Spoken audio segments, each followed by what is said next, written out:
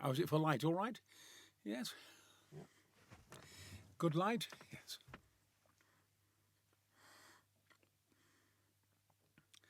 You tell me when.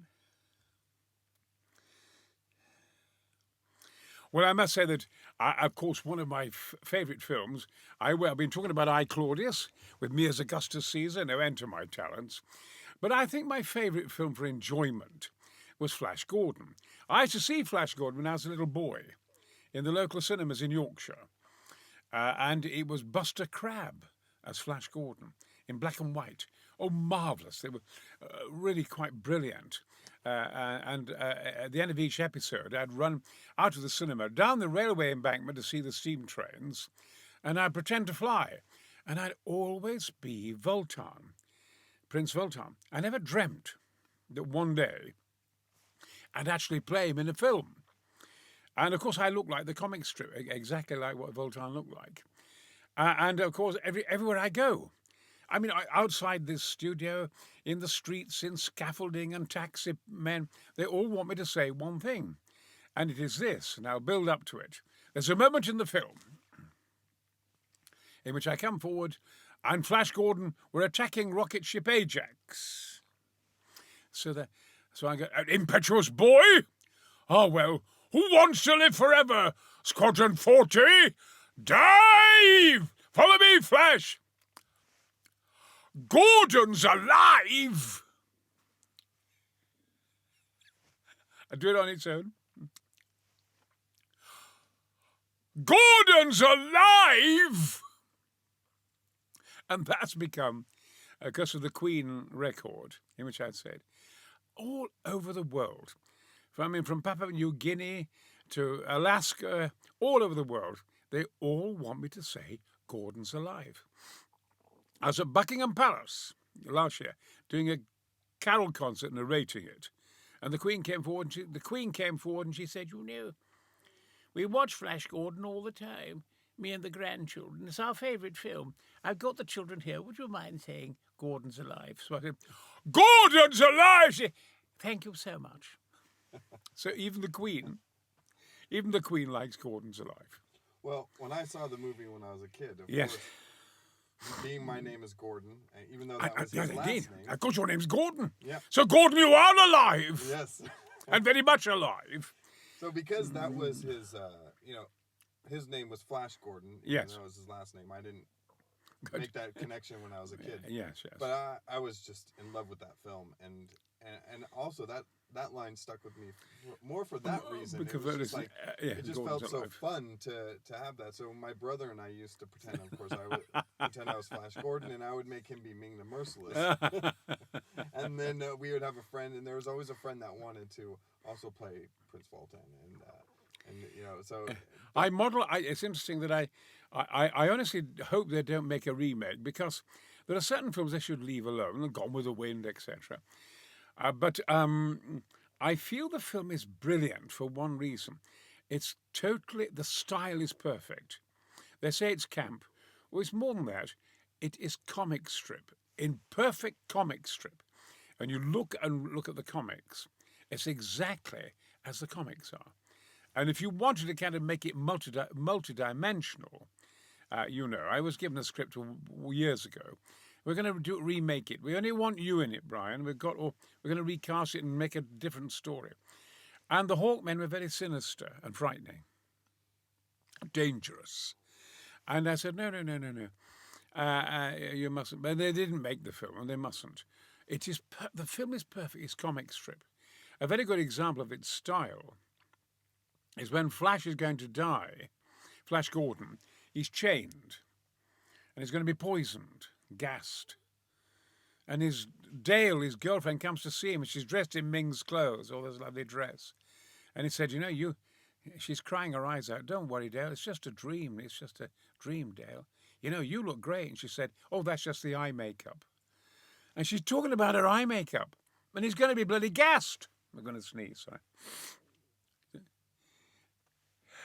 Excuse me.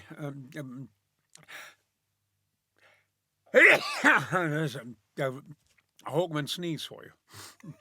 But it's But she's talking about her bloody makeup and he's going to be gassed.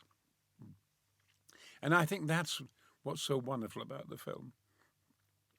But I loved doing it. Absolutely loved doing it. There was a marvellous moment when we were filming. And it took 5 days to get the rocket ship Ajax ready. You know, I mean, you think of films like Batman and all that. There's only one man flying around.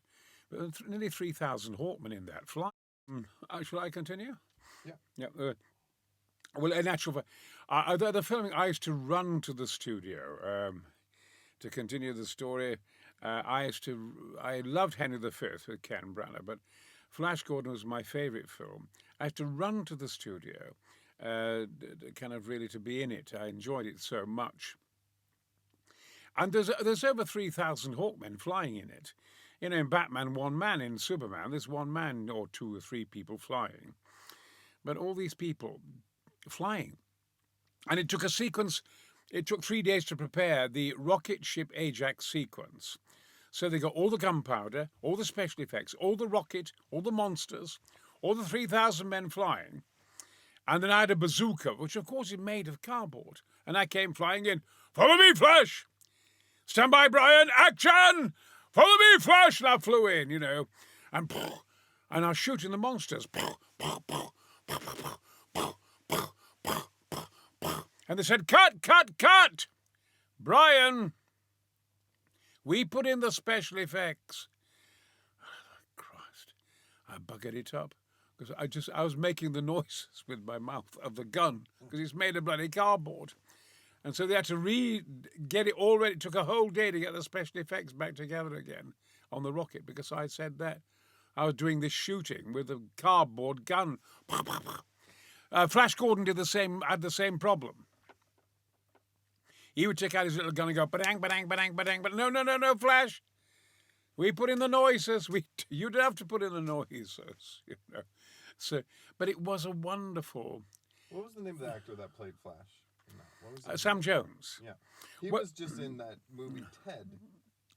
Was he? Was yeah, he? by I think Seth MacFarlane. Oh, really? But you were in an episode of Family Guy. I am. for Yes, Seth yes, I am. MacFarlane doing Prince Walter. That's right. Yes, that's right.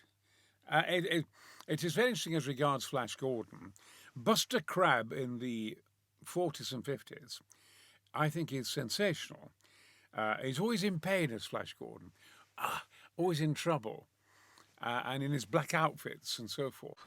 He was a gold medal Olympic swimmer, and I met him before we started filming, and he said, I want to be in the film. And I'd like to be his father. And I went to Dino Laurentiis and said, can't you play him? There's a moment where he's going to get into an aeroplane at the beginning. Can't you get Flash being taken to the aeroplane by his father?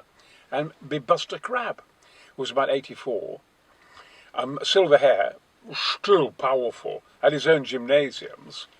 And Laurentiis wouldn't do it. I don't know why. I don't want to have anything to do with the past, Brian. So that was it. But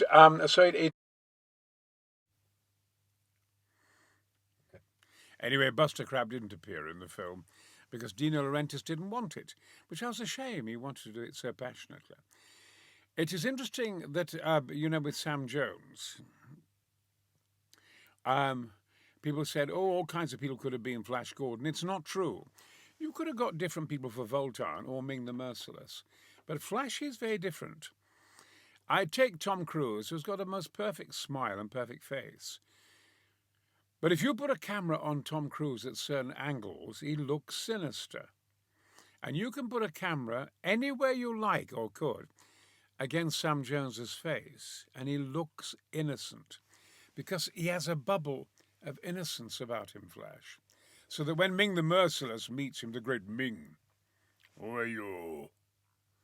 And he said, well, I'm Flash Gordon, quarterback, New York Jets. And there's something pure about his reaction. It is totally pure. And that's where I think he succeeds.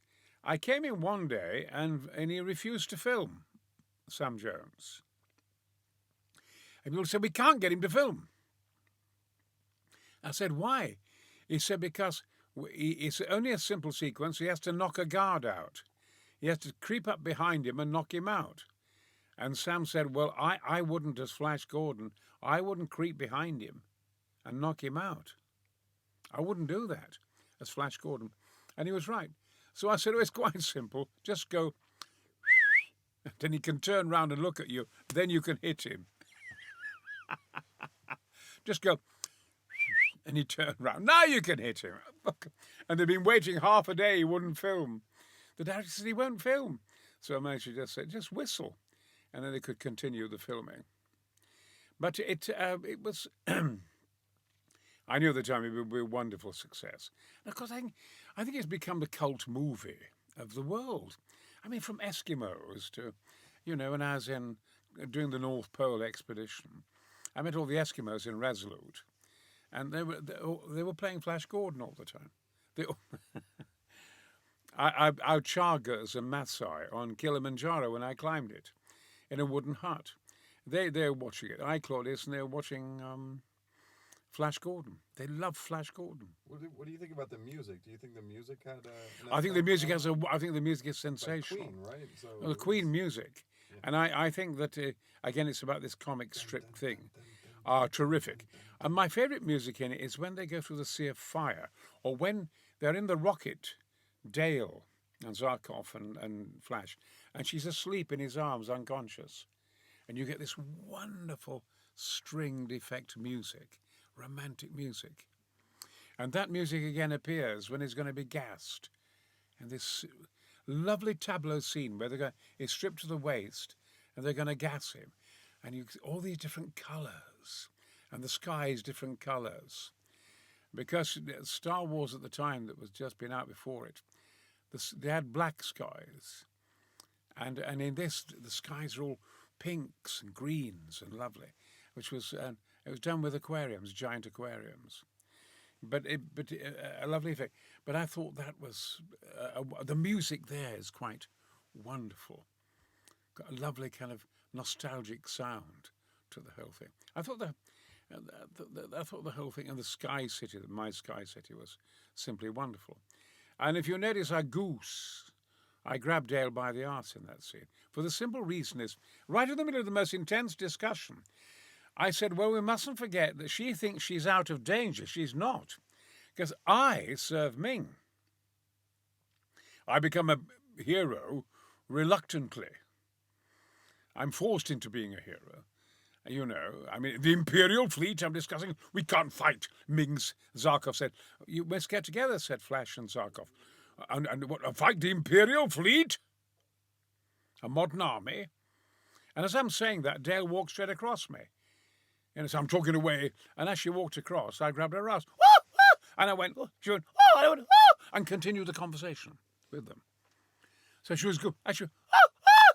And then I went, continue.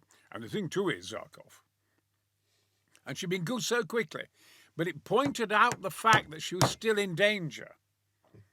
She might have to be my concubine. You know what I mean? He likes the birds. No, he likes birds, he's a bird.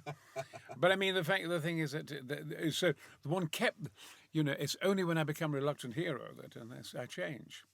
But I mean, until then, you can't fight Ming, you can't fight his fleet, it's too modern. But no, because Flash kills Clytus. And that, on my property, and that really, I'm forced to fight and become a hero, which he enjoys, of course. And he admires Flash, and astonishing. Flash has a tremendous effect on everybody. But I mean, wonderful, wonderful, wonderful film. That and Henry V, my favourite films. I love being Henry V. It was quite sensational.